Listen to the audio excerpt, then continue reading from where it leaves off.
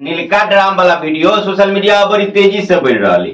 अब नीलका ड्राम के पछाड़ी की कहानी है से तो अपने सबके बतावे की जरूरत नहीं। आ हमर मानी तो हमर विचार से जे हुई से निके हुई कहबी की है।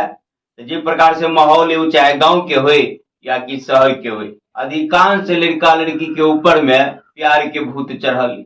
दरअसल में वो प्यार व्यार कुछ रही है ने, वो वासना के भूत रही है। लेकिन ओकरा जे कोई समझावा जेते या किछ कहते तो ओकरे कहते ई प्यार के नहीं कोनो पाप है। आ एकरा सबके पहिलका प्यार पूरा सच्चा रही है, लेकिन कखन तक ताबे तक जाबे तक कि ओकरा ओइसे बढ़िया दोसर काने मिल जाए।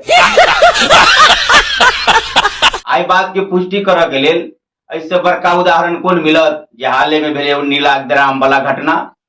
किया तो जरा काट कर राखल गया ड्राम में ओहो प्रेमीय रहे, आ जरा से मिलकर कटबुने रहे घटना के रहे ओहो प्रेमीय रहे। केते ओरिजिनल प्रेम रहे से बुझली। हाँ, लड़की के बहुत जगह सब मिले छले, ई बात तो सुनने छलिए।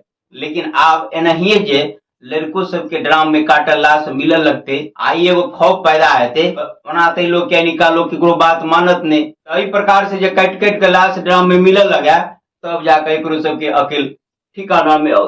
क्या बात है सर, क्या बात, ये बात है